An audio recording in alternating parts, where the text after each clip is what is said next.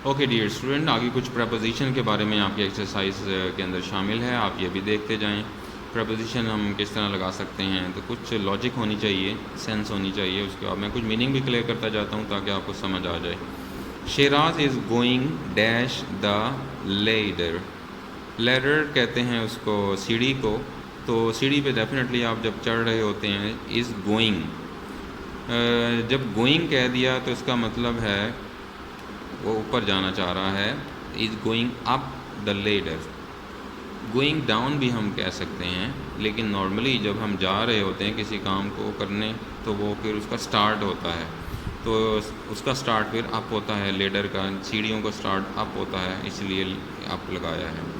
The furniture is dash the van. Furniture van में है, तो उर्दू में आ रहा है तो इंग्लिश में इन आ जाएगा। My friend lives in a flat dash a shop.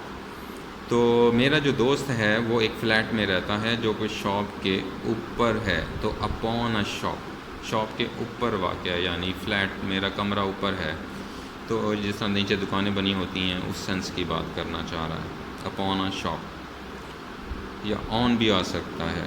The boss is coming dash the corridor. Corridor कहते हैं वो जो एक छोटी सी जगह होती है, बरामदा उर्दू में कहते हैं, वो रास्ता होता है आने जाने के लिए, उसे कॉरिडोर कहते हैं। द बॉस इज़ कमिंग, उस्ताद आ रहा है, कहाँ बॉस आ रहा है कहाँ से, थ्रू द कॉरिडोर, कॉरिडोर में से, थ्रू कहते हैं में से उर्दू में, तो जब भी आपको में से हो तो आप ये लगा सकते हैं। और दूसरा प्रपोजिशन के तौर पर याद रखें, जब भी आप किसी बंद जगहों में से गुजर रहे हों, कवर्ड जगहों में से, तो वो थ्रू होता है। जैसे जंगल में से गुजर रहे हैं, चूँकि हर तरफ दरख्त ही दरख्त हैं, इसलिए दरख्तों में से गुजर रहे हैं, लाइक दिस, थ्रू। इसी तरीके से जब लकड़ी के अंदर कोई कील आप ठोंक रहे होते हैं तो कील एक तरफ जाकर दूसरी तरफ निकल आता है, उसे भी थ्रू कहेंगे। इस तरह की जो सेंस होती है थ्रू होती है।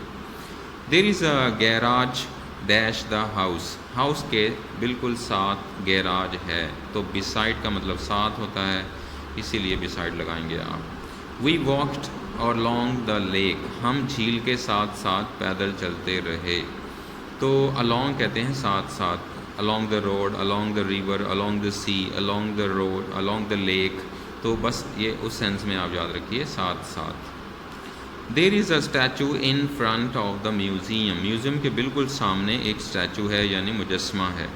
इन फ्रंट ऑफ कहते हैं सामने, तो जैसे कि आप कहते हो मेरे घर के सामने एक बाग है, तो ये जो सामने की इंग्लिश है ये इन फ्रंट ऑफ है, आप बस याद रख लें।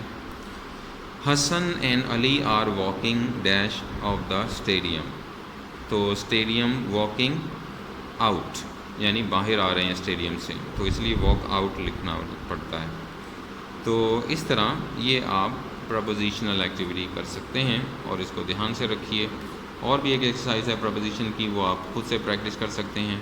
तो इसको आप यहीं तक मैं वाइंड अप करता हूँ। ये लेसन आपका है कंप्लीट हो गया है। समरी जो हमने आज जब स्टडी लाए हैं समरी, उसका लेसन ये कंप्लीट हो गया है। बाकी जो चीज़ें हैं वो आप अपनी नोट्स से भी प्रिपेयर कर सकते हैं। Thank you very much. Study again and again so that you can learn easily. Okay dear students, question answer इसी पोइम के हम अब आप देखते हैं। What does the poet here. जो पोइट है वो क्या सुनता है। वो कहता है जो पोइट है, पोइट जो है वो, द पोइट हियर्स वो musical and rhythmic sound of rain drops. वो बारिश के कतरों की बहुत ही सुरीली आवाज़ें सुनता है। Falling on the upper leaves, जो कि ऊपर वाले पत्तों पर पड़ रही होती है। What according to the poet is a sweet noise. Sweet noise किसे कह रहा है? According to the poet, the sound of rain drops is a sweet noise. वो जो कतरों की आवाज़ है गिरने की, वो उसके लिए बहुत ही प्यारी आवाज़ है, स्वीट है। What will happen after the rain stops? The sun will come out after the sun rain stop. जैसे ही बारिश रुकती है क्या होगा? फिर उसका आंसर है कि वो सूरज निकल आएगा। How does the sun come out after the rain. कैसे निकलता है? After the rain after the day the sun will shine bright, वो बहुत तेज़ सूरज निकलेगा यानी तेज़ रोशनी के साथ। It will spread lovely and wondrous light, और वो बहुत खूबसूरत और हैरान कुन रोशनी अपनी खूबसूरत मंज़र फैला देगा, माहौल को चमका देगा। How does the light fill the drops, light fill the drops यानी रोशनी कैसे कतरों को भरती है। The light fills each dark round drop equally, वो सबको एक जैसे अंदाज में रोशनी मुहैया कर देती है कतरों को। What makes the scene lovely, किस चीज़ से सीन लवली हो जाता है, खूबसूरत। The bright sun after the rain makes the scene lovely, असल में सूरज का जो चमकना है वो बहुत खूबसूरत मंज़र पेश कर देता है, उसकी वजह से ये जो सीन है ये लवली हो जाता है, उसको डिस्क्राइब कर रहा हूँ। कुछ एडिशनल इसके क्वेश्चंस हैं, 2 सवालात हैं, उसको भी आप थोड़ा सा फोकस हम करते हैं इस अंदाज में, ऐसे होगा। यस, तो पहला सवाल आपसे किया जा रहा है, what do the rich and the poor leaves stand for, इनका मतलब क्या है। The rich leaves stand for the upper class of the society, जो अमीर तबका होता है माशरे का उससे मुराद है, और the poor leaves stand for the lower class, और वो जो निचला तबका होता है, गरीब तबका होता है, उससे मुराद है दूसरे जो पुअर लीव्स हैं उसका।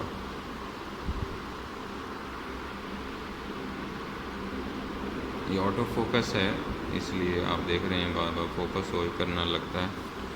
ओके, नेक्स्ट क्वेश्चन आपसे कह रहा है, do you also like the sun coming out after rain why, क्या आपको भी पसंद है इस तरह का सूरज निकलना। Yes, I like the sun coming out after the rain, मुझे भी अच्छा लगता है जब बारिश के बाद सूरज निकलता है। द रीज़न इज़ दैट, इसकी वजह ये है, the scene becomes absolutely fascinating, कि वो जो सीन है, मंज़र है, वो एब्सोल्युटली यानी मुकम्मल तौर पर फैसिनेटिंग, बहुत ही खूबसूरत मंज़र पेश करता है। एंड एनचैंटिंग, और बहुत ही दिलकश। As soon as the sun appears after the rain, जैसे ही बारिश के बाद सूरज निकलता है तो बहुत ही खूबसूरत मंज़र सामने आ जाता है। ये कुछ आपकी एक्टिविटीज़ हैं, उसको आप ध्यान में रखेंगे और उसकी प्रैक्टिस कर।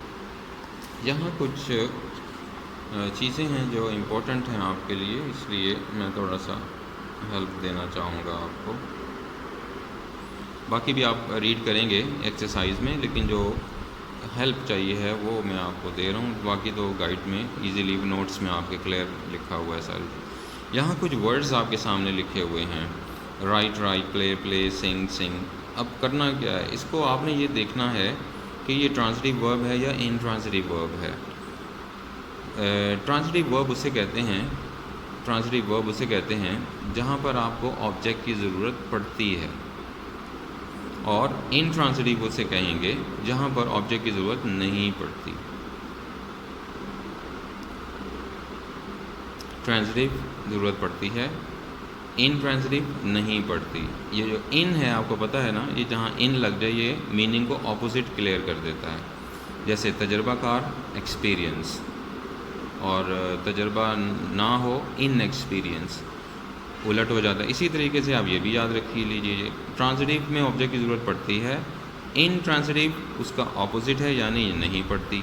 लेट्स सी, अब आप देखिए, I am writing a letter, यहाँ पर आपको ऑब्जेक्ट की ज़रूरत पड़ी, लेटर ऑब्जेक्ट है, पड़ गई ज़रूरत।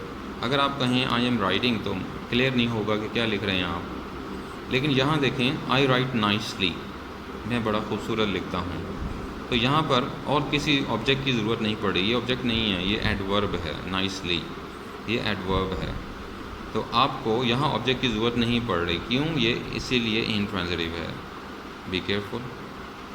ही इज़ प्लेइंग क्रिकेट, अगर आप कहो ही इज़ प्लेइंग तो आपको समझ नहीं आएगी क्या प्ले कर रहा है, लेकिन क्रिकेट यहाँ ज़रूरत पड़ गई, इसीलिए ये ट्रांजिटिव है, पड़ती है ज़रूरत ट्रांजिटिव में ऑब्जेक्ट की।